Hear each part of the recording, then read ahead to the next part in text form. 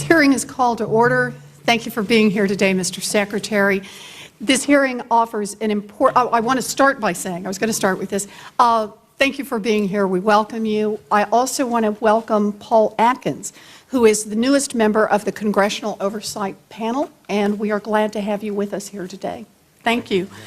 I also want to say, as we get started here, the panel has agreed to keep their opening statements very short so that we can focus on the questions, and we appreciate that you've agreed to do the same, Mr. Secretary. So, thank you for being here. This hearing offers an important opportunity to hear directly from you about the $700 billion investment that taxpayers have made in the financial system. Almost exactly a year ago, Secretary Paulson told Congress that the country was in a dire state. Americans were alarmed. To restore confidence, Congress quickly passed the laws that created the Troubled Asset Relief Program, TARP. Since that time, public fear has turned into anger.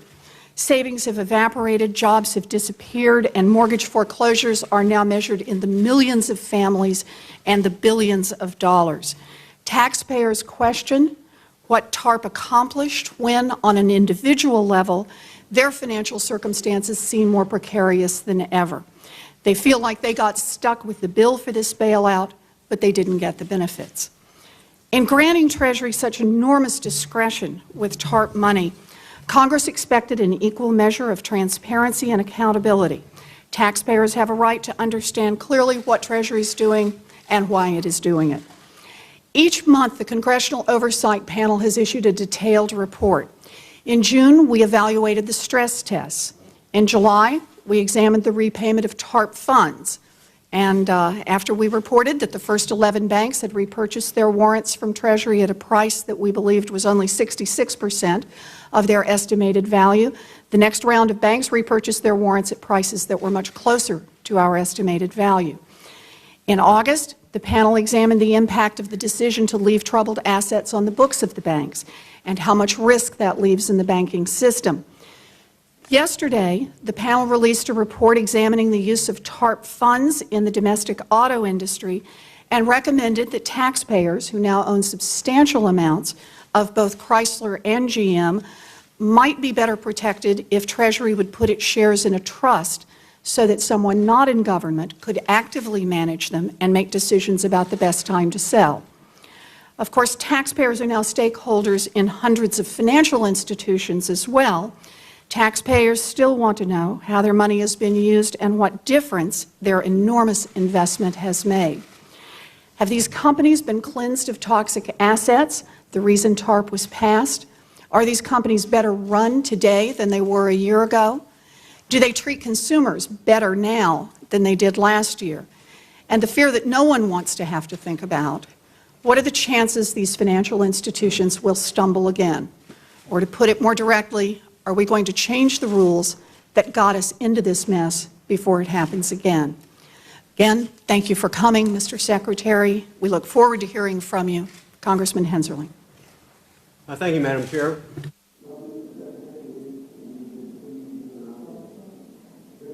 On occasion, I suspect we will disagree in the future, but I do want to thank you for your public service at a time of great challenge in our nation's history. I would note that this is your second appearance before the Congressional Oversight Panel. Since the President was sworn in January, it is now September. I believe you have agreed now to appear before this panel at least on a quarterly basis. I would ask you once again to potentially reconsider appearing on a monthly basis, given that the President has made a commitment that his administration would be the most transparent and accountable administration ever. I would think that would comport with that goal a little better. We're clearly coming up on the one-year anniversary of the ESA legislation. TARP has never really been as advertised as we know. A toxic asset removal program became a capital infusion program. I'm not here at this point to continue the debate on whether or not it was wise legislation at the time. I think there are smart people on both sides of that debate. Historians will one day record it. But I must admit, almost 1 year later, I continue to be concerned and am curious as to what TARP has evolved into as of today. I think that many Americans share a fear that I have that an emergency piece of legislation that was meant for economic stability has now morphed into essentially a $700 billion revolving bailout fund for the administration. I am concerned that the previous administration crossed a line in investing in GM and Chrysler, something that this administration continued to do. I fear that this administration crossed another statutory line in favoring members of the UAW and those reorganizations over similarly situated creditors and secured creditors. I feel like the administration crossed another statutory line in giving Fiat 20% of Chrysler up to 35%, a company that I understand was not owed one dime, and they will receive this if they produce a car capable of making 40 miles per gallon. I'm having trouble somehow rectifying this with the charge of taxpayer protection and of financial stability. I continue to be concerned about the issue of taxpayer protection, although certainly not all of it. I need not tell you that we have the first $1 trillion deficit in our nation's history. I need not tell you that recently O&B had to change their debt outlook. They missed their figure by about a third, that we're looking at $9 trillion of debt instead of 7. Part of this is TARP. Recently, the CBO came out with their report that they expect $40 billion more of loss in the Chrysler and GM programs. So that continues to be a concern, and I look forward to hearing from you, Mr. Secretary, on particularly after the President announced last night that your administration has saved us from the brink of economic ruin, and I paraphrase, I don't have the quote in front of me. If that is true, why do we continue to need this TARP statute that many of us believe is no longer about financial stability? So I look forward to hearing your testimony. I yield back, Madam Chair. Thank you, Congressman. Mr. Silvers? Yes, thank you, Madam Chair. Good afternoon, Mr. Secretary. Like my colleagues, I very much appreciate your presence here with us today. As was noted, the second time you've appeared, and we're grateful.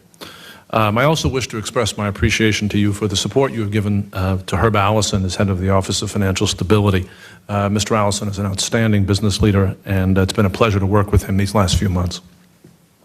I believe Congress and the American people should ask really 3 basic questions about the Troubled Asset Relief Program. First, is TARP and the associated programs of the Fed and the FDIC preventing and or calming acute crises in our financial markets? Secondly, is TARP leading to the private financial system once again playing its appropriate role as provider of capital to the real economy? And finally, is the public, as provider of funds to the financial system through TARP and these other programs, receiving fair terms? When you last appeared before us, I focused on the question of whether the public was being treated fairly. I remain deeply concerned about whether inappropriate subsidies are being extended in areas such as transactions with weak banks such as Citigroup, credit enhancements in the PPIP, and the repurchases of warrants from banks that have repaid capital purchase plan investments.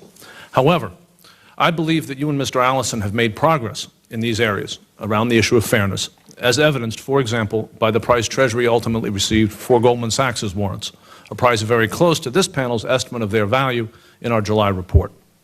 Today, I hope to discuss with you the question of whether TARP's strategy is leading to the revival of the private credit system, with particular reference to the continued weakness of 3 of our 4 largest banks, a subject addressed in some detail in this panel's August report. This question is tied to the important question of what Treasury, the Fed, and the FDIC's strategy is for ultimately withdrawing public support for the financial system. And you addressed these matters in some detail in your written testimony today. Looming over this conversation is the precedent of Japan's lost decade, on which you are quite expert, and the current talk of W and L-shaped recoveries.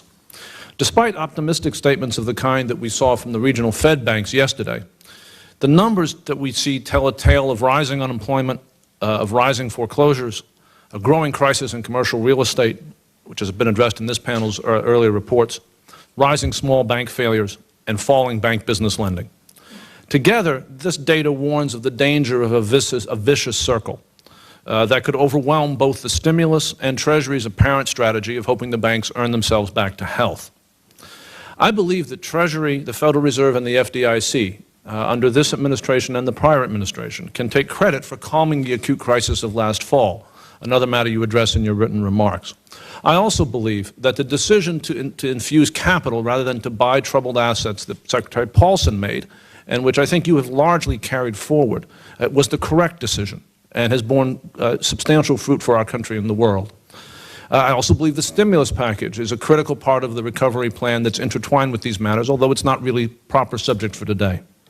The question now is, are we addressing the fundamental financial weakness in our banking system, or are we hoping that if we close our eyes, it will go away?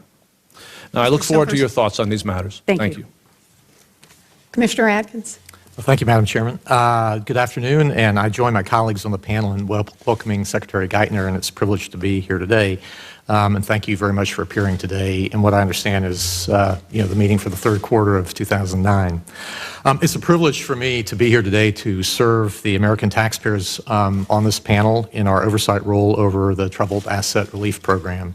In the context of the current federal budget and the talk today in Washington of programs costing trillions of dollars, TARP size of $700 billion seems almost quaint.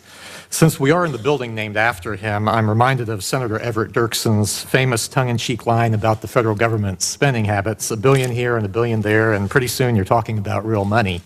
TARP is large, and frankly, the slush fund aspect of it invites potential problems. Thus, Congress has set up this robust oversight framework with a special inspector general, a separate audit under GAAP and GAS, not government accounting rules, and of course this panel. I take this accountability and transparency mandate from Congress very seriously. Press reports indicate that you and Mr. Borofsky have resolved any ambiguities in his reporting relationship to the Treasury in favor of independence. I think that's an appropriate result of the unusual nature of the program. I also understand that the information sharing relationship between Treasury and this panel has been problematic in the past and perhaps can be improved. There's now a special liaison, I understand, in Treasury assigned to work with this panel, so I look forward very much to working with you all and experiencing for myself this state of interaction. We're approaching the one-year anniversary of the passage of the ESA, as Representative Hensarling said, that set up TARP. Since its passage, Treasury has created an alphabet soup of programs under TARP, and that does not include the other programs of the Fed, the FDIC, and the other banking agencies. Several questions arise. How effective have each of these programs been? Have some been more effective than others? Has TARP achieved its original purpose and mission? What are the costs, not just in terms of the out-of-pocket expenses, but also other real, if latent costs, such as moral hazard? The authority under ESA expires on the 31st of this year. The Treasury Secretary, of course, in the past has the authority under ESA to extend TARP until October of 2010. Will TARP be extended? Has that decision already been made? If not, what criteria will be used in making the decision? What are the conditions under which you might make the decision? The statute provides only vague guidelines. For example, it requires a quantification of the expected cost to taxpayers of an extension, and that cost cannot be quantified without a rigorous economic analysis, including direct and indirect costs, and that includes the moral hazard that I mentioned. So with that, Madam Chairman, I yield my time, and I look forward to the testimony of the Secretary. Thank you, Commissioner Atkins. Now, Superintendent of Banking for the State of New York, Superintendent Neiman. Thank you, Madam Chair. Mr. Secretary, thank you very much for being here today, and I will keep my comments brief as well to maximize time for questions. First, I do want to acknowledge Treasury's responsiveness to the panel's inquiries on behalf of taxpayers. When we first met with you 5 months ago, you pledged that you and your staff would be available to us and maintain open lines of communication. From our public hearings over the summer with Ron Bloom and Herb Allison to the many conference calls and face-to-face meetings we have had with other members of your staff, I thank you for your level of cooperation and for supporting our oversight work. You also responded to nearly 30 questions that I put to you directly from members of the public, some of which were very tough and candid. These questions and responses are now posted on the internet to serve as a resource for all concerned Americans. Second, although financial stability has not yet been fully achieved, you deserve credit for making substantial progress. We are by no means out of the crisis, but there are positive signs such as decreasing credit spreads and the revival in areas of the securitization markets. Nevertheless, our gains in financial stability remain fragile. Addressing the millions of homeowners facing foreclosures is key to breaking down the downward cycle and achieving sustainable results. The Home Affordable Modification Program is integral to this effort, but initial results have been mixed. I intend to explore several of these issues with you during my time here, including issues around delays in servicer participation and uneven servicer performance, borrower frustrations around eligibility standards and access to account information, and the need to complement the HAM program with additional initiatives to address foreclosures stemming from job loss and recession.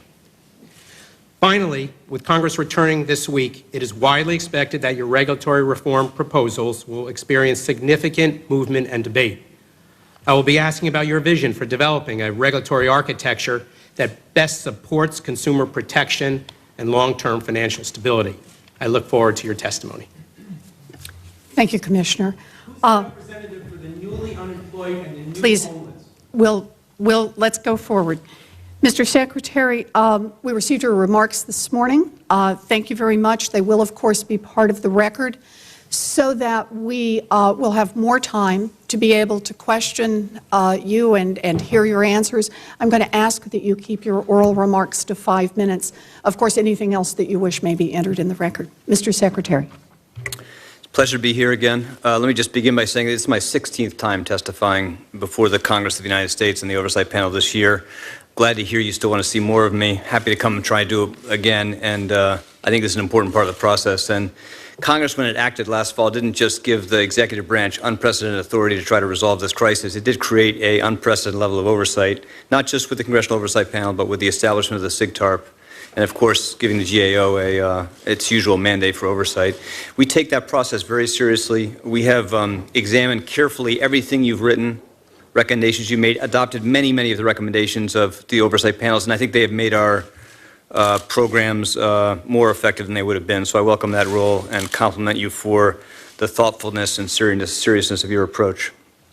Also want to thank you, particularly Mr. Silvers, for what you said about Herb Allison, and just say that, you know, I have the privilege of working with just exceptionally talented, dedicated people at the Treasury. It is a good thing about our country that people are willing to come work in government at a time of crisis and bring great expertise and talent. You want to have working for the American people, people with the greatest sophistication about financial markets and these things so they can drive a hard bargain in the interest of the taxpayer, and I think that team at Treasury is doing a good job of that. Just a few initial remarks. Last September, of course, we faced the risk of catastrophic financial failure and the risk of a Great Depression. And today, I believe because of comprehensive policy actions put in place since then, we are back from the edge of the abyss. The consensus among private forecasters now is that the U.S. economy is now growing again. The financial system is showing very important signs of repair. Cost of credit has fallen dramatically, not just for homeowners, for households, but for businesses as well. Because of these signs of early progress, we are now in a position to start to adjust our strategy, moving from crisis response, from the emergency response to recovery, from rescuing the economy to repairing and rebuilding the financial system, to repairing and rebuilding the foundations for future growth. And as we enter this new phase, we have to begin winding down in programs that are no longer necessary and that by design are less needed, less important as the economy recovers. Let me just highlight a few things that underscore this transition we're in the midst of now. Earlier this year, we put a reserve fund in the President's budget that would have, recognizing the possibility we might need additional $750 billion of authority to fix this problem. Today, we believe that money is unlikely to be necessary. We removed it from the budget projections. We are borrowing less already than we expected to resolve this crisis. Later this month, the Treasury's Money Market Guarantee Fund will be allowed to expire, earning more than $1 billion in income, no cost to the taxpayer. The FDIC's program to guarantee senior debt which has generated more than $9 billion in fees, has seen very, very dramatic declines in usage. The suite of facilities the Federal Reserve put in place to provide liquidity to markets, provide broad support to credit markets, have seen dramatic reduction in usage. So we are now at a point where reliance on these facilities is down 80 to 90% from their peak, from swap lines for foreign central banks to a backstop for commercial paper, the commercial paper market, et cetera. The details are in my testimony. When I took this job, the government had outstanding commitments in terms of capital to the U.S. banking system in the range of $240 billion. Today, we have $180 billion outstanding. So that is a dramatic reduction in the scale of our exposure, direct exposure in terms of capital to the financial system, in large part because of the success of our efforts to force a greater level of disclosure and to make it more possible for private capital to come in and recapitalize this damaged financial system. The dividends paid on those investments and the warrants we received now total $12 billion. And for the 23 banks that have fully repaid, Treasury has earned an annualized average return of roughly 17%. Now, all these steps underscore our commitment to unwind these extraordinary programs put in place during the crisis as soon as conditions permit. At the same time, though, we have to recognize that we have to continue to reinforce this process of repair and recovery until it is truly self-sustaining, led by private demand. The classic errors of policy in crises, the governments not only act too late with insufficient force, but they put on the brakes too early, and we're not going to repeat those mistakes, because to do so would increase the ultimate cost of this crisis, not just to taxpayers directly, but in terms of the damage it causes to the fabric of the American economy. Now, millions of Americans are still suffering deeply from this crisis, still facing probably the most challenging economic and financial environment we've seen in generations. Unemployment is still unacceptably high. The mortgage market, outside what's supported directly by Fannie, Freddie, FHA, is still significantly impaired. Commercial real estate financing remains strained. Small businesses, in part because they are more dependent on banks, have less options to access credit in this difficult environment. Mr. And of course, Secretary, we're at 5 minutes. I'm winding it up. And foreclosures are rising significantly because of the high rate of unemployment we're seeing as a country. Because of those challenges, we need to make it clear that we're going to keep those programs that are necessary to recovery in place as long as conditions require. There's a lot of concern that as things have improved, that we're going to let the market, the financial world, go back to the conditions it enjoyed before the crisis, and we're not going to let that happen. We've seen dramatic restructuring in our financial system already. If you look at the list of the top 20 firms in the country 2 years ago, a substantial fraction of those firms no longer exist today as independent entities. The financial system is going to be smaller, but it's going to be stronger, and that's a fundamentally healthy, desirable thing for our economy. But for that to happen, the Congress of the United States need to come join with us in passing comprehensive financial reform so we have much stronger rules of the road and constraints in place to prevent this from ever happening again. I look forward to your questions. Good. Thank you. So, Mr. Secretary. That was only about 6 minutes. And 19 seconds. Okay. A year ago, Secretary Paulson told us that we were in a financial crisis because of toxic assets on the bank's books. In fact, he came to Congress and explained that Congress needed to give $700 billion to the Treasury Department to deploy in order to remove those toxic assets. And we've had a year to get rid of them.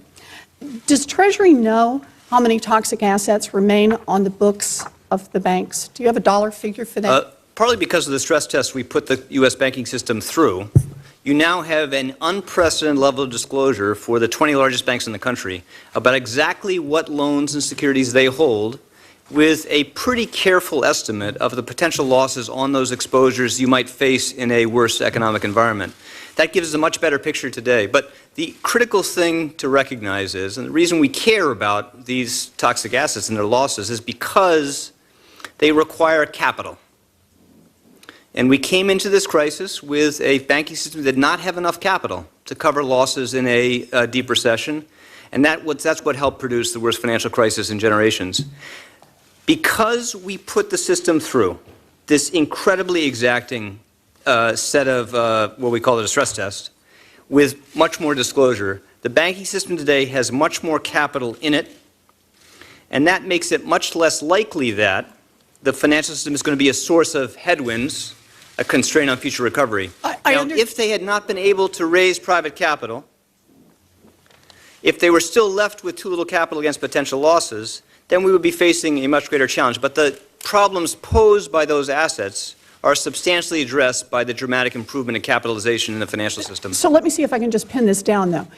You say for the 20 tests, the 20 largest banks for which we have stress tests, you believe we have a sense of how much is left in the way of toxic assets on their books? Absolutely. Do we have a dollar figure for that? Well, I'm again be happy to summarize for you, or have the Fed summarize for you. They put out a lot of detail on exactly very detailed composition of exposures by those banks. And for all the banks for which a stress test was not run, do we have any sense of how much remains in the way of toxic assets My in the banks of these compliments, books? my compliments to you for highlighting this question. We're a country of 9,000 banks, Yes. not just 20 banks. That's right, although fewer every day. Fewer every day, but that's the sort of a necessary process of repair and restructuring that we're going through. And many of those banks came into this crisis with more capital than the big banks held, but many of them also had more concentrated exposure to commercial real estate, other real estate stuff. So there is a lot of challenge ahead for the financial system as a whole. Now, we chose not to, decided not to, put the rest of the U.S. banking system through the kind of exacting stress we applied to the biggest institutions. A lot of complicated judgments went into that, and so you're right to point out that we are left today with somewhat less disclosure of that. But the supervisors of the country are spending a lot of care and attention looking at those risks in those institutions, helping them work through that. But you're right to highlight this as a significant challenge ahead. Okay, but it's important to recognize that they are, those banks together, those remaining 9,000 banks, together account for between a quarter and a third of the U.S. banking system. A smaller share. So we are probably likely, as a country, to be able to manage through and withstand those remaining pressures, and we can do so with much greater confidence because of the actions we took to stabilize the rest of the system. So when the Washington Post this morning summarized yesterday's Federal Reserve report, the Beige Book, they summarized it by saying the banking sector remains a mess. Would you take issue with that characterization? I guess I would say it this way. I think the U.S. financial system today is in substantially stronger shape than it was 3 months ago, 6 months ago, 9 months ago, and on the eve of this recession. There is, again, more capital, greater recognition of losses, and we are in a better position to get through this. But remember, this is just the first quarter. We're just starting to see signs of growth. It is very early, and we did a lot of damage to the financial system of this country, and it's going to take a while to get through this, and it's going to take longer to do it because we're going to do it right. So I would not want anyone to be left with the impression that we are not still facing really substantial, enormous challenges throughout the U.S. financial system. And where there has been improvement, it's been dramatic, much more than I would have expected at this stage in the crisis. But a lot of that has come through the direct effects of policy to put capital in banks, policy to provide support for the markets that were most damaged. We do not have a mortgage market today, except for that's directly supported by the government. And that sort of underscores the basic fact that we've got a lot of challenges ahead. Okay. Thank you, Mr. Secretary. Congressman Hensarling? Thank you, Madam Chair. Mr. Secretary, under the ESA statute, how do you define financial institution? I was looking forward to this discussion, and I think I understand where you're going. The statute was written, as you implied in your opening statements, really quite broadly. And as you also said in your opening statement, my predecessor, the previous administration, made a judgment, not just that it was in the economic interest of the country to provide support for the automobile industry, but that it was legal and appropriate to do so using the ESA legislation. And you concurred in that opinion? And obviously, we would not have spent a penny of taxpayers' money using that authority if we did not concur in both those judgments. If you concur, then clearly you believe that Chrysler and GM are financial institutions. Is AT&T a financial institution? I understand why it would appear.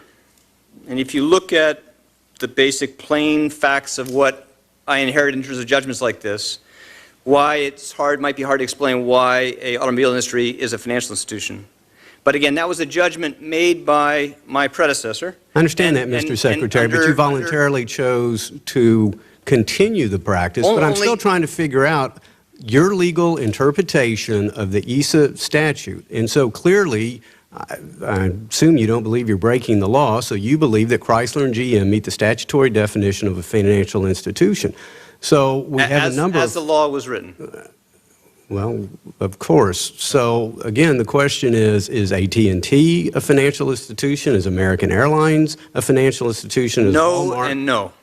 No and no. But Congressman, I think it's important to recognize two important things. One is that the statute, I did not design this statute, was not in office when it was written. I didn't either, Mr. Secretary. But it did what was necessary for the country, which is to give the executive branch of the United States broad authority and discretion to fix this. Okay. And the fact that we waited so long to make that authority available made this crisis more damaging and worse. What an important fact in reality. In a crisis of this severity, a recession this deep, we have to be prepared to things that are completely, we would never want to do. Mr. Secretary, I understand that. As you well know, Congress the House had legislation that dealt specifically with the automotive industry, so there were at least some members of the House who clearly did not believe that Chrysler and GM came within that statutory ambit. So what I hear is Chrysler and GM, yes, are financial institutions. AT&T, American Airlines happen to be two Dallas-based companies, are not. So is there any additional clarity? And I believe one of the things the markets continue to demand is clarity of public policy. Who will you bail out? Who will you not bail out? And so I again ask you for some clarity on what is a financial institution. Congressman, I don't think we're going to be able to take this further. Okay. But I want to revise slightly how I responded to your question about AT&T and American Airlines. I think what I would say it slightly differently, which is I do not believe you can read the statute today. Now, things might be different in the future. But I don't think you can read the statute today to justify action beyond the scope of the actions we've taken in this context. Well, I personally hope, Mr. Secretary, that the legal interpretation of a statute doesn't change with the passage of a handful of months. In the remaining time I have in this No. That's quite right in the sense that we have to pass two tests to use this authority. One test is, does the law give us the authority to act? And the other is, are those actions necessary and prudent in the interests of fixing this mess, restoring financial stability? It's not the simple test of what Mr. Secretary, forgive me. Unfortunately, our time is constrained, and I may have time for one more question here. Leaving the question of the definition of a financial institution, there are roughly, 6-8 major programs under TARP now. And I'm curious, having been serving on this panel for almost a year, I think with perhaps one exception, I'm having trouble discovering where Treasury has identified any particular metrics of success beyond financial stability. Oh, I can help. I'd be happy to help you on that. Well, I look at the capital purchase program. Its purpose is to stabilize the financial system. The automotive program prevent significant disruption of the automobile industry that could pose systemic risk to the financial market stability. I'm going to have to stop. I'm going to have to stop you there, Congressman. I'm going to be disciplined about time. But could I say on this thing? I think that I'll give you 20 seconds. Okay. You can look at each of these programs, and this is the great virtue of the markets we live in today, and you can see almost day to day evidence of whether they are having an effect in lowering borrowing costs, improving confidence in the stability of the system. And one of the great things of what you can see today, just thinking back to where it is, you can look at the cost of borrowing for businesses and families, the cost of mortgages, confidence in financial institutions, price of arranged finance. Those things are a good day-to-day indication of where these programs are having effect, and you can see pretty good impact. Thank you, Mr. Secretary. Good. Thank you, Mr. Secretary. Let me say, we all have to be quiet here, or else we'll have to clear the room, and then we'll lose our opportunity to talk with the Secretary. Mr. Silvers? Yes, Mr. Secretary, I want to pick up, I think, on the threads of your testimony, which I think flow very nicely into the real issues facing the country right now, which do include the question of the unemployment rate. A couple of weeks ago, in two parallel stories in the Washington Post, the following statement was made on the front page.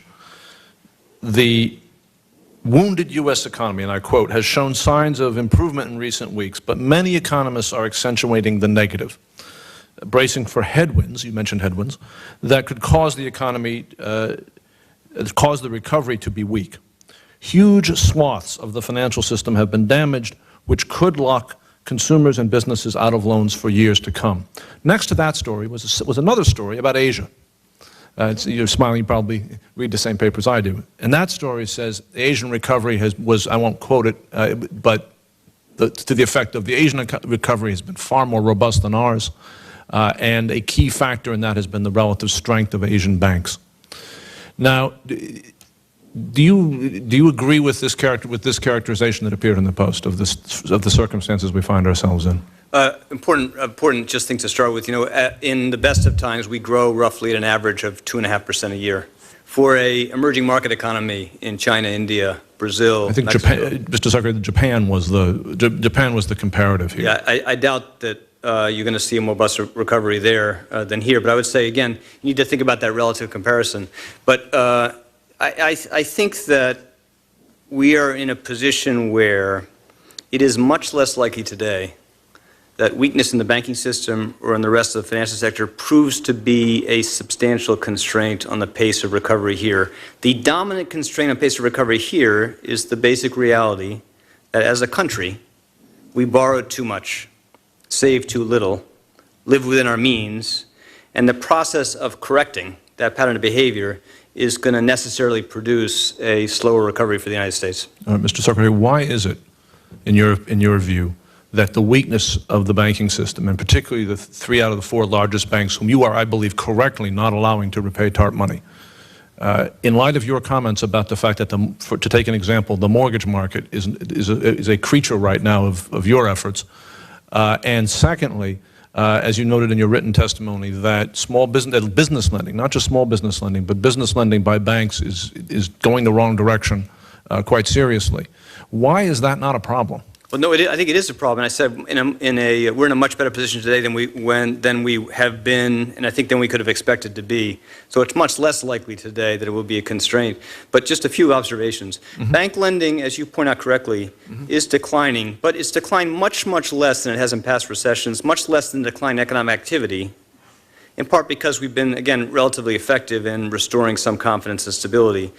The decline in bank lending has been more than offset by the increase in borrowing in the securities markets. So overall, you're in a situation now where mostly what you're seeing is a reduction in demand for credit, again, as people improve their balance sheets, save more, spend less, and less evidence of a substantial contraction in the supply of credit. But still early, largely because of the forceful actions we took and the support we'll continue to provide. And so it would not be appropriate or prudent for us to infer from that sign of progress that we're at the point where we can start to walk this stuff back, wind it back completely. Right. Just to come back to that one sentence in your written testimony, which I found by far the most interesting, and no offense to the rest of it, is it really a good thing that essentially credit provision has moved away from the banking system to the extent that it's going on, particularly with respect to the fact that most employers, most creators of jobs can't access the bond market? It's an interesting question, but remember, our banking system took on too much leverage. Unquestionably. So inevitably, the banking system leverage was going to have to come down. That was a necessary thing. The consequence of that is you're going to see less growth in lending by banks. And it is a strength of our system, important to the future stability of our system, that there are alternatives to banks in the capital markets that actually work. So if there's weakness in banks, there's an offsetting source of strength and vice versa. So part of the reform process we're all committed to is not just to make sure there's stronger capital in banks, much stronger shock absorbers in banks, much better capacity to absorb future risk, but that the securities markets, asset-backed and others, have a stronger, more robust framework, because that'll make our system more stable in the future. My time's expired. I'll come back to you in the next round. Thank you. Commissioner Atkins? Thank you, Madam Chairman. I wanted to start out by looking ahead, I guess, if we could, because as I said before, the authority under ESA expires at the end of this year, and you have the authority to certify that it should be extended with appropriate justifications under the statute. And no one would be happier than I to see it, meet its end. But according to the statute, you have your certification should include a justification why the extension is necessary to assist American families and stabilize financial markets, as well as the expected cost to the taxpayers for such an extension. So, I guess my first question is, have you made a decision yet? One way or another. I have not yet decided. We're going to think through that carefully. Well, and that's why I wanted to explore, because this is rather, for a statute, no offense to a congressman here, but who didn't vote for it anyway. But it's very squishy, and it's really questionable to me what, like, for example, to stabilize financial markets. You've just said that you've been relatively effective in restoring stability. So when you determine that the markets have been stabilized, are you comparing it to a year ago? In which case, they're much more stable. 3 years ago, in which case they might not be. What kind of markets would you look at? U.S. stock market, commodities, international markets, the dollar? I mean, I think all of these things need to be carefully looked at, but I don't know if you've started this process. I completely agree with you, and I think you listed a range of important factors. You want to look at, again, what is the capacity of the financial system to live on its own now without these exceptional support? How likely is it that you're going to see enough repair and strength in the securities markets, not just in the banking system, for us to withdraw that support? I think that some of these programs, realistically, are going to take a longer time for them to work. For example, the expected path of foreclosures in the United States is going to last for a long time. So it's very, very unlikely that we're going to be at the point in the next few months to have said that the housing market is at a point where we can be confident that we can, withdraw these exceptional actions. There are parts of the credit markets in asset-backed securities where there's been very substantial improvement, but a lot of that has come on the strength of the basic backstop we provided. So we want to look at a broad set of measures of basic health in the system, and we want to make sure that people are confident that we're going to get this thing on a strong foundation before we withdraw. Because as I said, again, I think the classic mistake people make is they declare victory too soon, they put on the brakes too early, they withdraw these things, and then the system has to go back and build more insurance against the risk of a bad outcome, and that could intensify the recession or reignite. Well, but contrary-wise, too, you can also make a mistake of leaving the crutch on too long, and the patient then gets gets too dependent on that. You're and we're exactly talking right. about moral hazard, which Okay. I hope that as you all do your cost analysis here, you have to take that into account, because I think that's a hugely undermining factor of our financial system. I completely agree with you, and I think you said exactly right. But let me just point out one thing that's sort of helpful on that front. Largely, these programs are designed so that they will be expensive when things normalize. And that's why you've seen use of these programs dramatically decline as conditions have improved. That helps mitigate the risk that people rely on these things too long, depend on them too much. But I think you could argue that, for example, the warrants are, even now relatively underpriced. I mean, sure, the taxpayer is making a nominal profit, but query whether or not, in relationship to the humongous risk that the taxpayer took a year ago, is that recoupment, commensurate with the risk that was taken? Also, I like the way you frame it. I think when you look at two types of things in measuring the effectiveness of these programs. One is, what was the directly measured benefit to the taxpayer in terms of the return on the risks we took? But that's not sufficient. The best way to measure the effect of these programs has to take a broader view of what did you do to help get this economy out of crisis into recovery. And that's a harder thing to measure. Right. But still, if you look at almost any measure of cost of credit, confidence in the financial system, availability of credit, concern about risk, all those measures are dramatically lower. And that is the fair way to capture the return on these investments, is to look at those things too, not just the 18% return on average we've gotten on our investments and warrants. So that argues, in a way, for ending the program. No, but, I don't think it does, because again, I think the art of this, and there's no science in it, there's no perfect thing. The art in this is, if you commit to do enough, and you make that credible to people, that you're not going to be behind always chasing an escalating crisis, then you're more likely to solve it at lower cost. If you prematurely pull it back, you're going to live with too much risk. It's going to be more expensive in the future. That's the basic central design of effective strategy in financial crises. Thank you, Mr. Secretary. Superintendent Neiman? Thank you. Mr. Secretary, the new Treasury Servicer report on mortgage modifications represents I think, an important step in data access and accountability. But it also confirms in the report just issued this week that there are wide disparities among the rates of modifications. Some firms, as you well know, have not started any trial modifications, while many more firms have really start rates in the low single digits. You held an important meeting with servicers on July 28th to discuss these very issues. I was also encouraged yesterday to hear Assistant Secretary Barr's House testimony with respect to new commitments that have been made in key areas such as the speed of implementation, data collection, and borrower outreach. Now, the report that was just issued shows that there are trial modifications started in the numbers around 360,000. These would indicate really only about 12% of estimated eligible borrowers.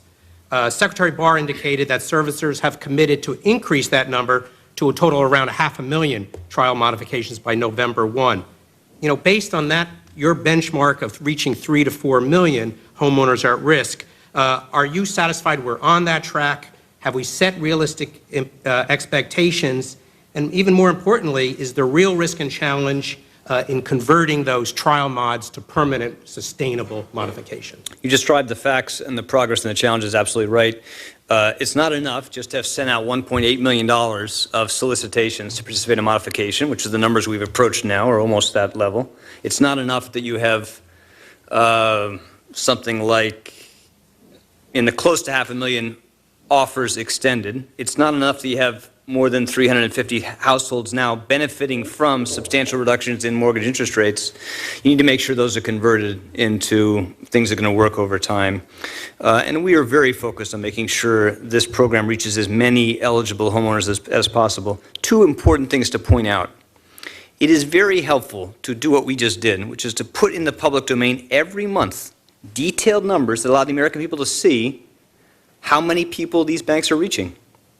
And I am quite confident that will produce much, much faster modifications much more quickly, because institutions do not want to live with the consequences of being so far behind the curve of what is possible in helping families get through this exceptional set of problems.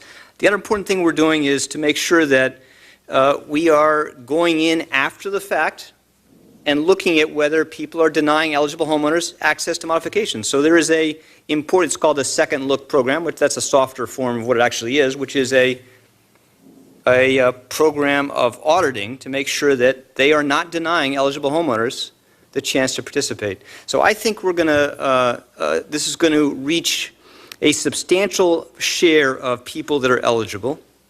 But it's important to recognize that this was just one part of a set of actions we took to help stabilize the housing market, bring down mortgage interest rates. And those actions, looked in total, have helped bring down mortgage interest rates to very low levels, and have helped bring a measure of stability to housing markets, housing prices, housing activity, faster than many economists had forecast.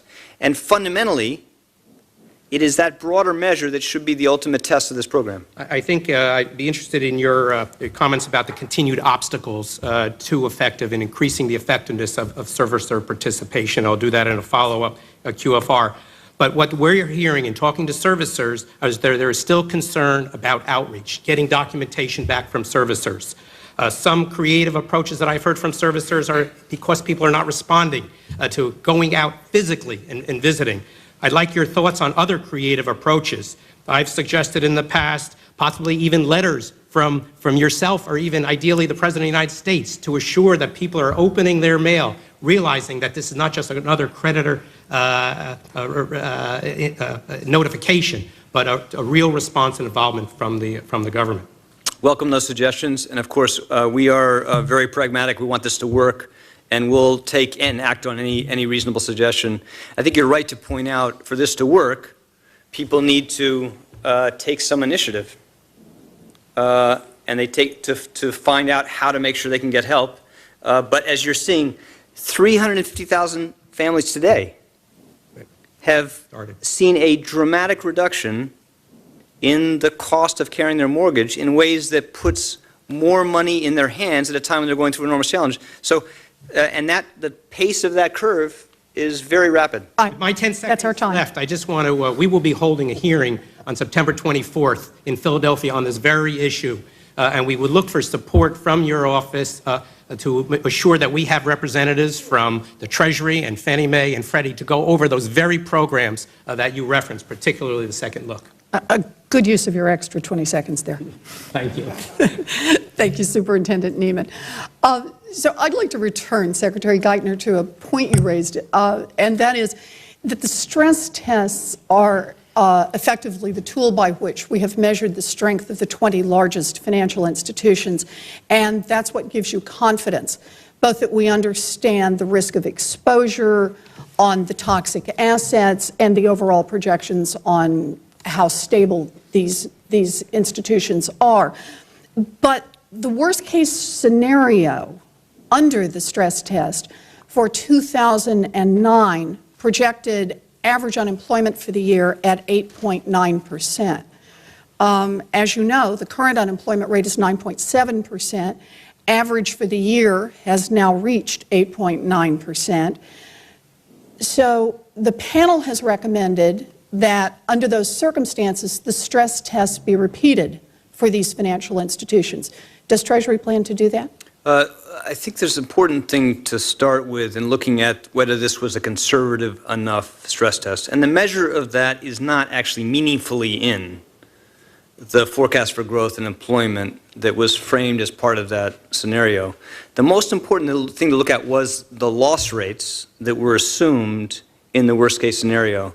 And if you look carefully, as you've done, at what the Fed designed and produced, the loss rates that were assumed in the stress scenario were worse than peak losses experienced by this country in the Great Depression. So they assumed roughly loss rates in the stress test could rise as much as 9%. We're now more in the 2 to 3% range. And if you look at what's happened over the last quarter, losses are running well below that level. And in earnings are running substantially above the assumptions. Mr. Secretary, I'm sorry, let me stop there, because you're the one who put out what the appropriate details were in the stress test. Actually, the Fed designed it as you'd expect. And that's right. Put it out. The Fed designed, but you're the one who advanced it and said we could rely on it. And one of the featured elements was unemployment. And we all know that unemployment relates very closely to the level of foreclosures, which in turn relates very closely to the value of the toxic assets, right. or the declining value. But the framing constraint in the stress test was the loss estimates that were applied and the earning estimates that were constrained, and those did not relate to the unemployment forecast. So again, what matters is not what you advertised mattered? No. We were the great virtue in this assessment was that we put in the public domain for everyone to see and assess for themselves what the loss rates were. So people can judge on their own. That raises the question. Actually, we would like to be able to rerun the stress tests. And I had understood from conversations with you that we would have enough information about how the stress test is composed that reasonable people could sit down, build in other assumptions, and see how the stress test would come out with these major banks. And in fact, we don't have the risk model, and we don't have the data inputs that make it necessary to repeat them. I'd be happy to remedy that, and I'd be happy to spend as much time as you like going through this. That's again, I'll take yes for an answer. But I need to slightly change the way you framed it. These were an important improvement in the market's capacity to assess risk in these institutions, and on the strength of that improved capacity, you've seen a substantial amount of private capital come into the U.S. financial system. Now, we never said it was sufficient. There is no certainty in life. Things could change going forward. But I think we have a basis, I'd be happy to work with you on it, for people to independently assess whether these assumptions were rigorous enough and whether they need to be revisited. And so let me ask the other half of that, and that is we also asked the question about expanding the stress tests to mid-sized banks and perhaps even smaller banks in a somewhat modified form. Right. Is Treasury willing to Well, do as that? I said, we said publicly, and I'm not going to change this view, at the time the stress test result that we were not going to conduct a similar exercise bank by bank across the 9,000 other banks in the country. But what supervisors How about have the done... next 100? Well, again, I think explain what the supervisors have done, because this is their job. What they have done is apply a pretty careful, exacting framework through the supervisory process to the rest of those institutions, so that we can have a better sense for making judgments about the strength of the remaining system. But it is not realistic or feasible for us to conduct for the Fed and the supervisor to conduct the level of detailed assessment required for this to be credible for a bank, 1,000 additional banks. Thank you. Mr. Secretary. I'm sorry, Congressman Henserling? Thank you, Madam Chair. Mr. Secretary, I don't want to replow the old ground on financial institutions. I agree with you. We've probably made about as much headway between ourselves as we're going to make on that. But I certainly think it's reasonable for anyone to conclude that there is a fair amount of subjective power that is assumed by Treasury in deciding who will receive bailout or economic recovery funds under ESA. I do want to start replowing some old ground in my earlier line of questioning, because I'm concerned the American people need to know, what are we getting for our $700 billion today? And again, having been on this panel, I started reading from Treasury's website on the purpose of these programs, and frankly, with the exception of the foreclosure mitigation program, where you offer the goal of assisting 7 to 9 million homeowners. I think today we stand at roughly 350,000, if my records are correct. I can find no demonstrable metric of success by the administration. So can you enlighten me as you were... Again, I would be happy to walk you through again, like I do a written testimony and the substantial reports the Fed and the Financial Stability Oversight Board has provided. I would be happy to do it, but I just don't think what you're saying is fair. The virtue of these programs are, you can see directly, not just how much money we're spending, where we're spending it, but what is actually happening to borrowing conditions in those markets. I'll give you an example. One of the most important things we did with the Fed was this program called the Term Asset-Backed Lending Facility. I'll be very brief. Designed to provide a backstop of support to the lending markets critical for small businesses, for auto finance, for student loan finance, for credit card receivables, et cetera. And you can see in detailed evidence how much issuance has come with this program, what's happened to the cost of issuance, how much has been directly funded by these programs rather than indirectly supported by it. In the banking Mr. Secretary, system, what you're asking us to do, though, is draw, in essence, the cause and effect. Happy to look at the statistics in the economy, but again, coming from an oversight panel here, it's hard not to conclude that essentially you have the subjective power to invest $700 billion on a revolving basis on any institution you deem as a financial institution, and that any program will be judged as a success if you deem it a success after the fact. All I'm saying is I can't find I don't agree with that, and I would never claim that. I would just remind you of two things. The Congress of the United States designed the authority Treasury was provided. And We're Mr. using Secretary, that authority. you have the ability under the programs that you design to say, here are the metrics Right, of and success. I'm giving you, but again, this is the great virtue of this program. You can see not just the return we're getting when people repay, price we're getting relative to the market, but you can see directly, program by program, what's happening to credit conditions, which is the ultimate test of what we're trying to do. That is the great virtue. In fact, it can do better than that. Well, Mr. Secretary, let me ask you, if what's happening in the credit markets is the ultimate test, and again, we can question cause and effect, clearly the LIBOR-OIS spreads 1 month were incredible back in the crisis in September of 08. By the time your administration took office, they went down from 300 basis points to 20 basis points. Now, since your administration has come into power, apparently they're down to 10 basis points, so certainly that's an improvement.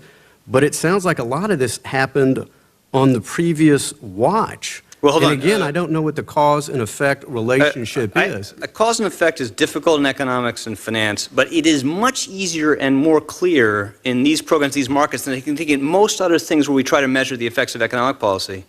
And you are right to point out that the actions taken by my predecessor, which of course I was part of, did have an important effect in breaking the panic in the fall of 2009. But it is also true, almost any measure of financial health for this country in January of this year was still in signs of emergency.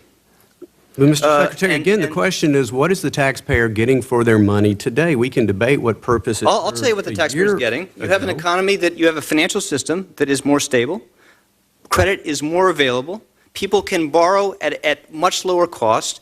And the taxpayer of the United States can see in the investments we've made in the banking system returns in terms of actual billions of dollars. Well, there is no better measure of the return of these programs than I think anyone could see. And I would be happy to... How about an additional 2.5 million jobs lost, the highest unemployment rate that we have seen in 25 years, mortgage delinquencies and foreclosures up? Mr. Secretary, it's a mixed report card at best. I see. No, but Congressman, no one is going to... I was very clear in my statement. It is only now we're seeing positive growth for the first time. Unemployment is still very high and could stay high for some period of time. We are not close to being through this. But on the clearest direct measures of the program we were tasked with executing, we have made more progress than I think people reasonably expected. Not enough yet, though, not enough, and we're going to keep at it. Thank you, Mr. Secretary. Mr. Silvers? Mr. Secretary, I want to take this up from a sort of different angle. I think one of your achievements, clearly yours, not the prior administration's, in the stress test, was to put an end to the fiction that all banks were equally healthy. I understand why that fiction was indulged originally. I don't think it was done out of bad faith or for anything other than the best of reasons, but it was important to put an end to it. However, I think many of the characterizations of success that you've just indulged in with my colleague are due to unwinding funds that were given to strong banks. And when they paid them back at a profit, and that was never where the risk was embedded anyway. I mean, there was always some risk, but the big risks were not there. So I want to turn to weak banks. And I hope you'll indulge me in what may seem a little peculiar sort of questioning. Can you explain to me and to the listening public, what is a zombie bank and why is it so dangerous? I don't ever use that term myself because I don't think it helps anything. I think the risk in any financial crisis is if you have a banking system that doesn't have enough capital, they will have to reduce lending. And viable businesses or families will not have access to credit, and therefore they will be forced to shrink or go out of business or delay a college education for their children. That's why the health of the banking system matters, and that's why it is a good use of policy and financial resources to try to make sure you bring capital in so you're not living with a set of institutions that are too weak to lend. And too weak to lend. Is it fair to say that those people who like the term zombie bank mean by it the Walking Dead, meaning an institution that is not in receivership or insolvent, but is too weak to lend? Is that a fair characterization of that term? I think I just said it. Again, I don't. I'm being less graphic than you, but I think you got the right concept. Okay. Where are you going with this? Well, I thought I got to ask the questions. Where I'm going with this is whether or not you like graphic terms. Graphic terms sometimes have the ability to clarify things that otherwise seem very mysterious. Whether or not you like graphic terms and whether you use the terms I just used or the terms you used, in your view, is Citigroup such an institution today? No. Why? This won't satisfy you, Mr. Silvers, but I can't talk in this context, and I will never talk in this context about the detailed outlook for individual institutions in our country, no matter which they are in this case. So I want to return to where I began, which is that the best test of whether these things are working is whether you're seeing private capital, private investors in this country and around the world willing to come in and provide capital to those institutions to provide funding for them. And one of the great virtues of the stress test was it gave them a chance to make that choice, and they basically, in a sense, voted with Mr. their Secretary, resources. how can you be sure, and I recognize the cause and effect issues that you mentioned earlier are real in these areas, but how can you be certain that what you didn't really do in the stress test was signal that you, the Treasury Department, and the Fed were not going to further hammer the capital structures of these banks, and that they could be invested in because there was an implicit guarantee behind them, even though they remain at their core, not really functioning institutions, or to use the graphic term, zombies? Again, you're right to point out that we did a range of other things besides just making it possible for private capital to come into these banks. Part of that were the set of guarantees, liquidity facilities that the government and the Fed provided together. Those were important, necessary things, and they have been helpful in restoring confidence. But, again, I think by any measure, you have the system that we have today is in a smaller but stronger capacity to support the economy going forward, and that's the ultimate test of what we're trying to do. Mr. Secretary, I'm going to refrain because I think folks at Citigroup may feel I'm picking on them. I was going to ask you about B of A and Wells in order. I'm not going to spend the time doing that because you're not going to answer, and I appreciate why you feel it would be inappropriate for you to be specific with respect to particular institutions. Those three institutions are a macroeconomic problem, right? And they go directly to jobs. As this panel has gone through the country talking to people who are trying to create jobs, right, we hear over and over again that in various ways, it depends on what it is, whether it's ag or commercial real estate or large firms or small firms, we hear over and over again that the system is weak and the large institutions are not stepping up. Mr. Silvers. I'm done. That's our time. Commissioner Atkins. Thank you, Madam Chairman. I wanted to go back to the statute a bit because one of the other provisions of the statute regarding TARP is that the Government Accountability Office is to do an audit. And I think significantly it's not under government accounting rules, but under GAAP and GAS, which will be, I think, interesting. So they're going to have to get to some of these issues if they're going to do a balance sheet and a P&L statement and all that sort of thing. They're going to have to look at cost and whatnot. So I guess my question is, first of all, has this been scoped out yet as far as the audit goes? So where does that stand? I don't think I can do adequate justice to that today, but I'd be happy to get back to you in writing with exactly where that process stands. Okay. I know that we have coming up something we have to put out in terms of a broad financial statement of the government, which will have to include some estimates of those measures. But in terms of the GAO process itself, I don't know the details of that right now. Okay. So as far as when it might be public, Just can't tell you, but I'd be happy to have them get back to you or do it ourselves directly. Okay. Another issue, and you brought this up in your opening statement, is regulatory changes that you all have proposed to Congress. And I guess, having come from an independent agency, I value that sort of tradition of independence from the administration. And earlier this year, there were reports in the press about, I guess I'd term it as maybe excessive pressure from the administration, especially Treasury Secretary, with respect to your colleagues on the President's Working Group and elsewhere. So I wonder where that stands as far as you're concerned, as far as dealing with others as independent agencies. They're not part of the administration, of course, and how you view your interaction.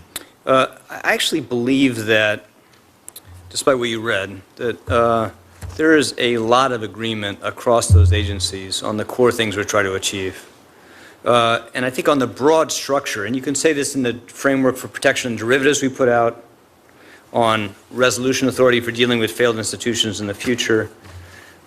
You can see it in terms of the core provisions on capital you heard us outline a couple weeks ago. There is a broad base of agreement across those agencies on the core parts of reforms. There are some areas, though, where they would prefer that we leave existing authority they have with them. And so, as you've heard from them in public, the focus of some of their concerns have been where we propose to take authority from them and put it in a different place, most conspicuously in the area of consumer credit protection, where I think by any measure you look at our system and it failed. And our belief is to put in place a stronger system, you had to put in a single entity both the authority to write rules and to enforce them. But that's I think, the best example, really, of where there's still disagreement across these institutions. And you would expect to have that disagreement. Nothing surprising in that. Well, people have vested interests and everything else. But I guess we'll have another chance to talk about these particulars later on. With respect to the programs under TARP, do you have any expectation of expanding the list that you have now, or? Again, what we tried to do early in the year was to lay out a broad framework to recapitalize the system and to provide targeted support for the credit markets that are necessary for recovery. And as many of you said, we put out a pretty broad framework of programs in that area. That was our best judgment at the time about what it was going to take. We want to have some capacity to modify and adapt those over time to make sure they're doing what they need to do and to wind them down, redeploy capital as necessary. At this stage, we don't have any specific plans to substantially expand out of the scope entities of areas we would target.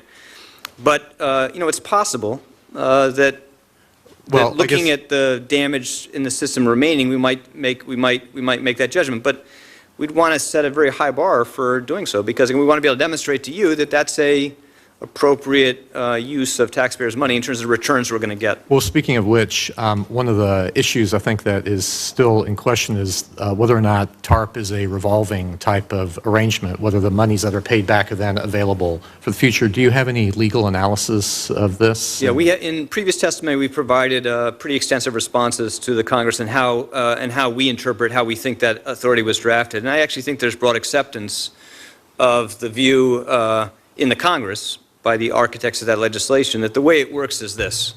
If a dollar comes back, and of course, as I said, substantial billions of dollars have come back to the Treasury from the financial system, that goes directly to the general fund to reduce debt outstanding.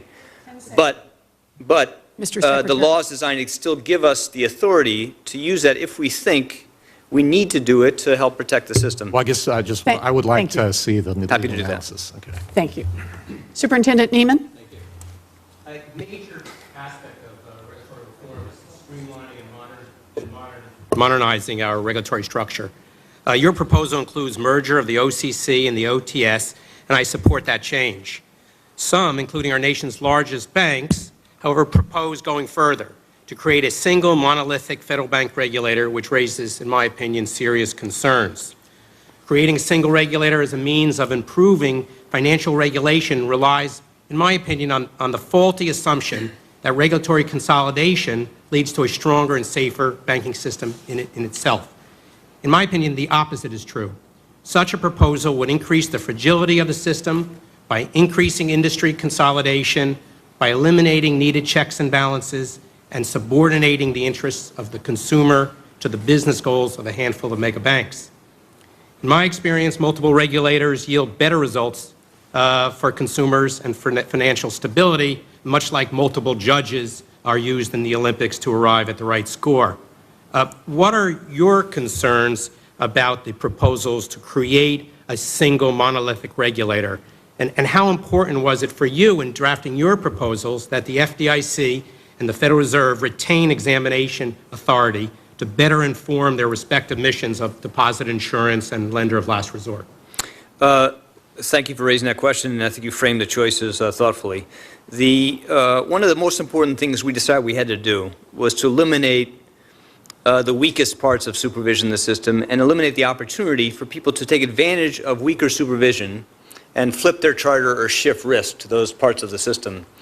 One of the principal examples of that, unfortunately, was in the difference between the standards applied to thrifts and applied to banks. So we thought eliminating that was a necessary, absolutely essential condition for reform. If you look beyond that, there's less evidence that having the federal banking system we have, with two entities responsible for different types of state chartered banks, alongside a single federal supervisor, would create really meaningful risk of arbitrage in the future. In fact, if you look at the standards applied by bank supervisors, in general, they were more evenly applied and more effectively enforced. So we don't think it was necessary or desirable to try to force all of that into one new entity, partly because of the concerns about concentrated power, and partly because, frankly, we're asking the Congress to do a lot in a very short period of time, and a guiding principle that affected our choices were to say we want to make sure they're focusing on the things that are essential to do and not on those that might be desirable to some people, but would not offer a benefit that was proportionate to the political difficulty or the practical difficulty of doing it. And further dramatic consolidation of bank supervisors, we didn't think met that test. Well, but, of course, we're open to suggestions, and if there's will in the Congress and interest in going further into the consolidation, we would, of course, be happy to be supportive of that. But I think you have to balance the factors that you laid out in your comments. And you would share my concerns over the role of the checks and balances, and I often use as an example the role of the independent FDIC in raising issues. The importance of the leverage ratio was an important checks and balance in the regulatory scheme. I think you're right that there is virtue in multiple pairs of eyes looking at these institutions, but on the other hand, competition across regulators creates risks too. We didn't get that balance right. We thought we've proposed how to fix the weakest parts of the problem, greatest opportunities for evasion and arbitrage, but of course it will be open to suggestions about how to get that balance better. Okay. I yield my time. I'm going to pick it up, regulatory reform, in the next round, Thank you. assuming we're going to have a next round. I hope so. Right. Thank you. So AIG has received about $70 billion in TARP money, about $100 billion in loans from the Fed. Do you know where the money went?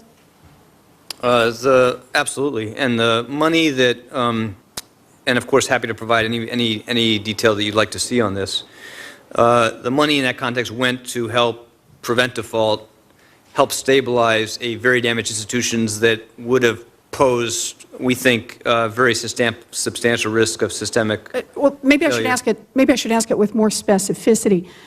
Was Treasury aware of who the counterparties were that were going to receive payment in full on the credit default swaps when $170 billion went to AIG? You know, they have hundreds of thousands, hundreds and thousands, maybe thousands of counterparties, but I'm sure that the supervisors involved and the people at the Fed who were at the front lines of this stuff would have access to detailed information. So they knew who was going to get the money, the counterparties. Well, I think they could have known. Whether they knew at the time, I'm not sure they knew, but of course they would have access to that. Do you know if they spoke with any of the counterparties? In what sense? In any sense? About what? About the fact that Remember, many of the counterparties are institutions that are supervised all the time, so I suspect they were talking about it all the time. They were holding pieces of paper from an entity that was clearly insolvent. And the question of the government infusion of dollars there was going to make the difference between whether they got paid off in full or they ended up with nothing.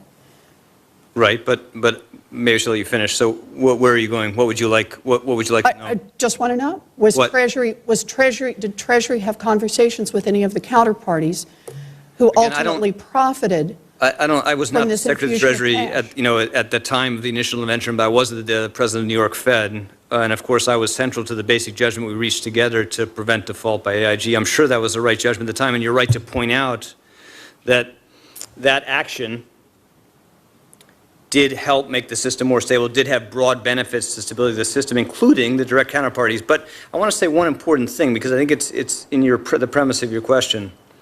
The reason why AIG posed systemic risk was not principally because or significantly because of the direct exposure of those institutions, those counterparties. The biggest risk of failure to the system was in the damage it would have done to both retail people who brought insurance protection, saving protections from AIG, as well as the type of risk you saw Lehman present to the system as a whole. So it was a more complicated picture of So let me risk. then follow up. I understand your point and the distinction you're drawing. We just finished our auto report. And Chrysler and GM, insolvent company, AIG, insolvent company. Chrysler and GM have bondholders, unsecured creditors, secured creditors, and employees, and they all took big haircuts. AIG had people holding credit default swaps, and they took no haircut at all. They ended up with money from the federal government, 100 cents on the dollar, and I'm trying to understand why those two are different from each other. But you've spent your life thinking through these things, so you understand this better than many people. And it is sort of the tragic failure about the regime we came in with, because we did not have the legal capacity to manage the orderly unwinding of a large, complex financial institution. Capacity we do have for small banks and thrifts, but did not have for an entity like AIG. And that forced us to do things that we would not ever want to do. But Are you as an saying that you couldn't find a way to pay less than 100 cents on the dollar there, but since you could find a way in the auto industry, you did? we would have done that in a second if we could have done that. But in deciding that default by AIG would have presented the risk of further systemic damage to a very fragile system, we made the judgment to prevent default. By preventing default, we helped AIG meet its financial obligations, not just to people that brought insurance protection, savings protection products, but to its broad counterparties. That is the consequence of that. And if you think through... But not the same for the auto industry. Well, completely different situation, you're right. But if you think through what happens when you let default happen, you can look at the wake of the trauma caused by Lehman's default to get some sense of the damage that can cause. And again, that's why we've moved so quickly to propose broad resolution authority to give us better tools for dealing with these in the future. And I appreciate that. Let me ask one quick question, if I can slip it in before we run out of time. And that is, a year ago, we were worried about banks that were too big to fail. But in the last year, big banks have gotten bigger, while 84 small banks have been allowed to fail. And some experts are estimating that 1,000 smaller and mid-sized banks could disappear before this crisis is over. I just want to know, are we more at risk on the question of concentration than we were a year ago? I don't think so, but it depends largely on what Congress ultimately decides to do in terms of financial reform. The only way to deal effectively with the moral hazard risk created by the consequence of this crisis and by the too big to fail problem is to make sure there are a set of reforms in place that make us better able to withstand the failure of large institutions. So we don't have to intervene to put taxpayers' money at risk to prevent them from or to provide for a more orderly resolution. And that requires resolution authority, stronger capital, better derivatives protection, a whole set of cushions and safeguards to limit the risk of contagion spreading. And that's why, again, reform is so important. And that's the only way, I think, to make the system safer for future failure. Thank you. Congressman Henserling? Thank you, Madam Chair. Mr. Secretary, I continue to be concerned over the precedent being set for the taxpayer and our financial markets with the Chrysler and GM intervention. You are well acquainted with the facts, since it was your team that helped put together the reorganizations. But GM bondholders were asked to swap $27 billion in debt for initially 10% common equity. The UAW agreed to swap $20 billion for 17.5% of common equity, $9 billion in preferred stock, and the UAW, through their VEBA, ends up with 55% of Chrysler. They end up with 17.5% of GM. When you talk about the success of your administration in stabilizing the financial markets, I'm just very concerned about how, when senior secured bondholders are treated less equally than those who are unsecured, and equally unsecured creditors, still we see the UAW receives preferential treatment. Warren Buffett, perhaps the most famous investor in America, said, quote, "If priorities don't mean anything, that's going to disrupt lending practices. Abandoning that principle would have a whole lot of consequences." The Wall Street Journal, some would say I guess the Investor Journal, wrote an op-ed back in May, quote, "By stepping over the bright line between the rule of law and the arbitrary behavior of men, President Obama may have created 1,000 new failing businesses. That is, businesses that might have received financing before, but now will not, since lenders face the potential of future government confiscation." Investors Business Daily, "This undermines the reason for buying a bond at all, accepting lower returns in exchange for legal guarantees. That, in turn, will reduce the willingness to buy bonds." Now, I must admit it's somewhat anecdotal, but when I speak to investors, I believe there are hundreds of billions of dollars that are sitting on the sidelines but are concerned about not knowing what the government policy is, concerned about the potential to confiscate their investments. I have small businesses, at least throughout the 5th District of Texas, that tell me they can't get lines of credit. So I know there was a huge stabilization by the time your administration took office. I'm not sure I've seen a lot of improvement then, and I simply question, what precedent have you set, and what is the impact for financial stability in treating the UAW so differently than senior creditors or those who are equal. You guys had a lot of time to look at this carefully. Your report provides a pretty thoughtful discussion of the choices we face in that context and the outcomes. I know you've had testimony on this before, and I understand the concerns you're raising. As you said, many people have raised those concerns for some time, but this was a process overseen by a bankruptcy judge. That bankruptcy judge looked at the terms of the agreement and reached a judgment about whether that was acceptable. That is a great strength of our system. And that Well, really it was is a the ultimate plan, test. though. It was a plan financed with taxpayer money under TARP. And I think you know you don't agree with it. You opposed this action, which I understand for thoughtful, principled reasons. But we took this action because we thought it was important and effective to do in the face of this crisis and recession. And I think this will be judged as an exceptionally well-designed, dramatic restructuring. And more important thing to point out is the scale of the restructuring designed and approved through this process went well beyond what is contemplated by many people in this Congress, including Well, on your in the side of time the I have aisle remaining, in the Mr. last quarter Secretary, of last year. I'm sorry, we have limited time here, but another aspect of this that I simply don't understand is how fiat is brought into the deal. 20%, I believe, of Chrysler, up to 35% if they will produce cars that receive 40 miles per the gallon. I know the President and the administration is passionate about their global warming agenda. We can have that debate. But under ESA, I'm having trouble finding out why Fiat, who wasn't owed a dime, who I don't believe put a dime into the deal, what having them use TARP money, U.S. taxpayer money, to produce these cars sometimes in the future has anything to do with taxpayer protection or financial stability. I just don't get it. Congressman, again, I don't think I'm going to talk you out of your concern, and I respect why you've opposed what we did and what my predecessor did in the automobile industry, but we made a set of judgments of what we thought was in the interest of the country, and I think we are much better off today because those companies were not forced to go into liquidation, and I think that was a prudent, sensible use of the authority that Congress gave us. Thank you, Mr. Secretary. Mr. Silvers? Mr. Secretary, my colleague seems to be under the misapprehension that you are a bankruptcy judge. Are you a bankruptcy judge?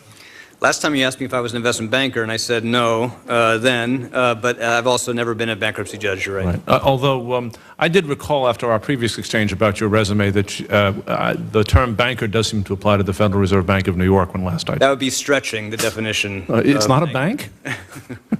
Anyway, but you're not a bankruptcy judge, are you? No. And the role of the TARP in respect to any bankrupt entity is as a provider of debtor-in-possession financing, is it not? In that context, yes. Right. And In that a provider of such financing makes strategic decisions about how they want their money to be used, right? Mr. Buffett would if he was a debtor-in-possession financer.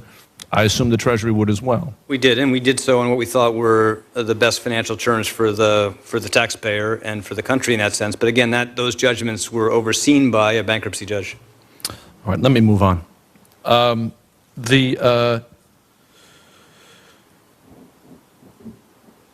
You've made some references in your testimony to regulatory reform. One criticism of a program which I personally believe is a pretty serious and positive program that the administration has put out is the criticism that it doesn't really deal with what structurally went wrong in our banking system and financial markets, in that it doesn't deal with the combination and risks associated with investment banking, in particular proprietary trading, combined with commercial banking and insured deposits. I'm particularly concerned about this problem because of, to go back to my prior questioning, essentially the zombie bank problem. If you have very weak financial institutions, particularly ones that think they have an explicit or implicit guarantee, they've not been resolved, they're really very weak, the temptation to gamble is almost irresistible. Can you comment on your views as to how this problem should be addressed and will be addressed under the administration's program? Again, in some ways, the most important thing that we have to do is to make sure that institutions hold more capital and a higher quality form of capital against the risks they might face in the future. You know, capital is sort of like a rainy day fund.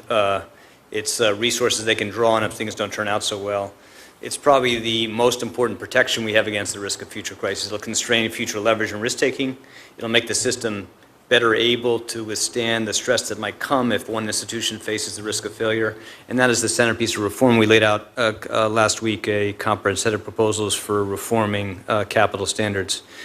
If you ensure that these institutions hold more capital against the risks they take, in whatever form, and there's more capital held against the most risky activities, it's probably the most important thing we can do against the risk you were framing. Now, if we had adopted a strategy, Mr. Silvers, of just simply guaranteeing the liabilities of the financial system, not forcing recapitalization, not conditioning our assistance on the kind of pretty dramatic restructuring, then I'd be more worried about the risks that you refer to. But that's not the strategy we adopted. Is it your view that an aggressive proprietary trading desk is consistent that allowing an aggressive proprietary trading desk as part of a holding company that has significant insured deposits is a wise form of public policy? I think it is very important to make sure that institutions will hold a lot of capital against all the risks they take. Now, if you look at this crisis, and of course we'll be looking at this for a long time,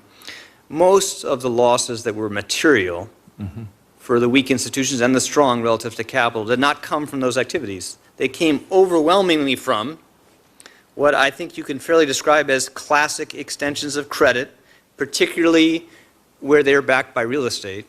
And those basic choices which are classic banking types of decisions, and this is sort of the tragedy of this crisis. Well, Mr. Secretary, I'm not so sure about that. I think if you look at where the big holes came in the major commercial banks, they were substantially. I'll give one example. I had this very interesting conversation with one large bank where they said, we didn't make any subprime loans. And so I said, well, how'd you get in so much trouble? And they said, well, we had something called a capital markets desk. And they were in the business of repackaging other people's subprime loans and putting them in off-balance sheet vehicles. Do you disagree with that as a characterization of kind of how we got here? Maybe we're agreeing rather than disagreeing. Right. And what you may call trading, I would call the extension of credit. And these were extensions of credit. But in any case, the basic point I agree on, which is that you want to make sure that if firms aren't forced to hold capital against the risky things they do, we'll be vulnerable again to a repetition of this crisis, and we're not going to let that happen. Thank you, Mr. Secretary. Commissioner Atkins. Well, Mr. Secretary, I'm glad that you have a lot of confidence in capital, but I think even the capital levels that you're talking about would not have prevented what went on last year. And so, I mean, I think you have to, some of it is, a bit of flying by the seat of the pants, I think, ultimately. Well, no, I think you're right. It's necessary but not sufficient.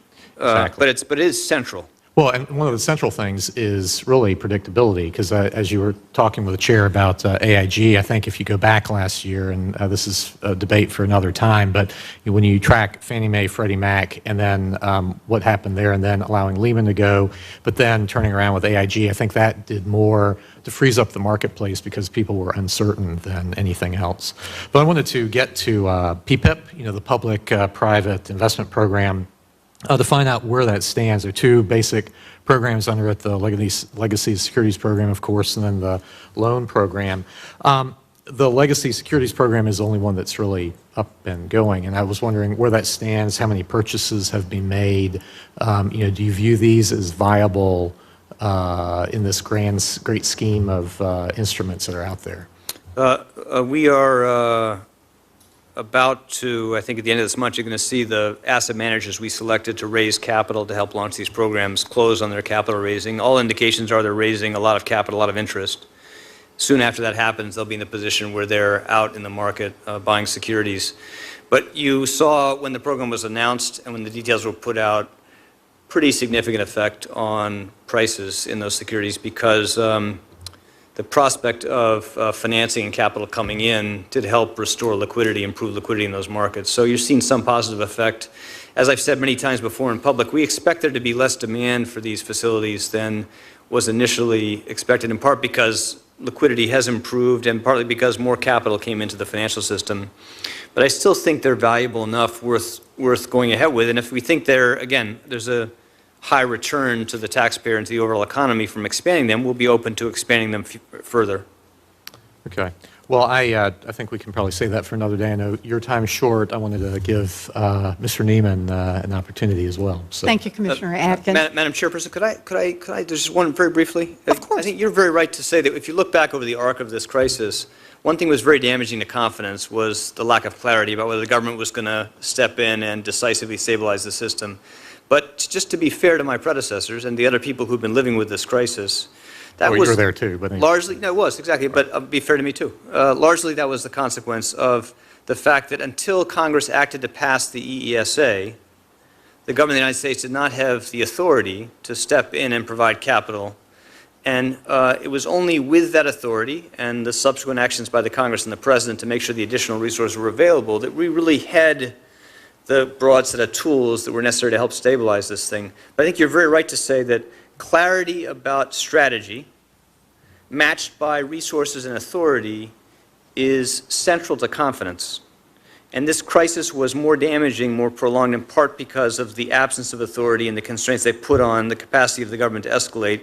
And that's something we have to fix. We can't put the country in the position where we go into the next potential risk of crisis recession with that limited set of tools. That's why resolution authority is so important. Right. Well, then I'll take back my time a little bit just to respond. I'm not sure that your proposals will do that, actually, and I think they also raise other very dangerous issues, especially with this systemic type of regulator and whatnot. So, you know, we can debate the authority issue from last year another time, but anyway, I'll yield my time. And again, we welcome a chance to talk about that stuff in more detail, and you know, we don't claim to have a monopoly of wisdom on these things. We expect our proposals to be refined and improved as they work through the Congress.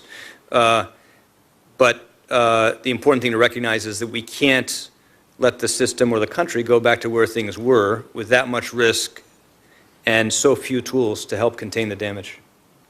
Mr. Secretary, we're down to our last questions. Superintendent Neiman? Thank you. Mr. Secretary, I applaud the administration for taking the long overdue steps to make consumer protection a national priority with respect to financial services. I share this commitment to consumer protection and have seen firsthand the impact of predatory lending.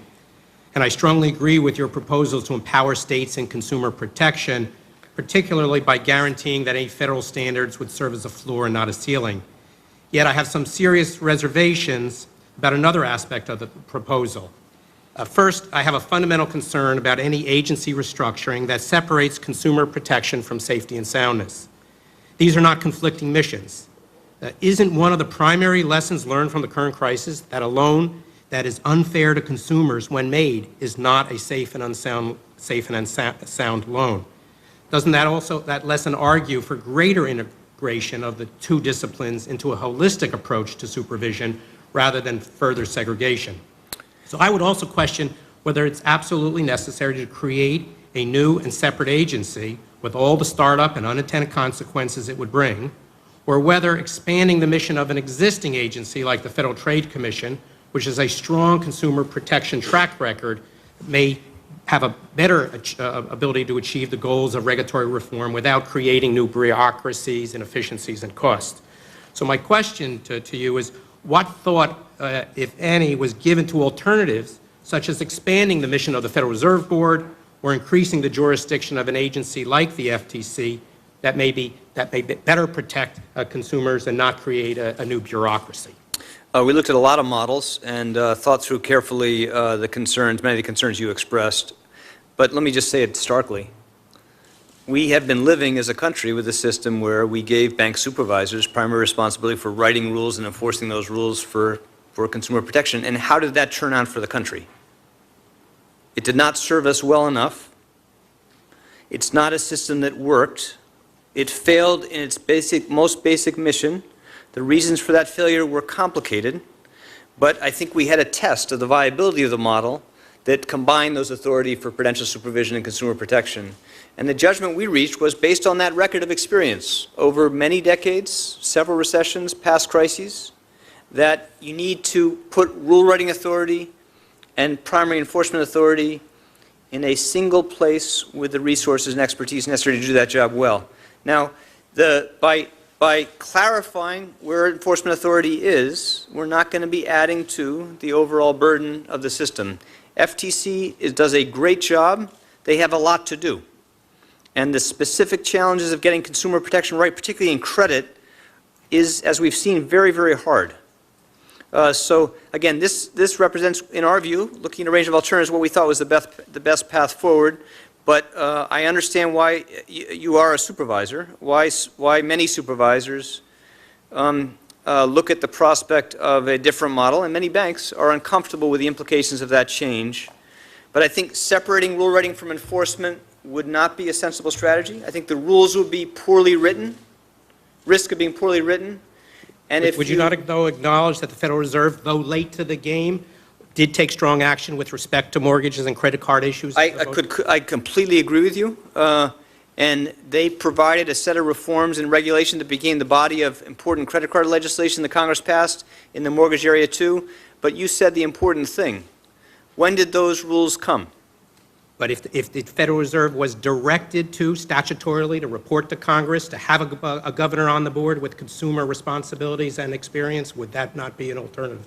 There are many alternatives, but we have to make a judgment together with the Congress about what's going to be most effective. And again, we've had a painful experience about the limits of effectiveness of the system we had, which gave those entities responsibility for the rules and the enforcement, and it was a damaging failure. Now, some of the most damaging things have happened outside banks. The standards were worse outside banks, and part of the failure of the system was not to provide greater protections in place for non-banks, and that's a centerpiece of what we're proposing. That should be helpful for banks, not just bank supervisors. Let me move on to another area that has arguably not gotten as much attention as the creation of the new agency to protect consumers, and that's product suitability and effective disclosures. Consumers and investors need effective disclosures, not just more pages of print. For example, maybe a suggestion of a nationally recognized rating system could clearly communicate product safety and complexity, perhaps along with a one-page or two-page summary of key terms. I often compare this rating system to the rating system used on ski slopes. I'm a poor skier.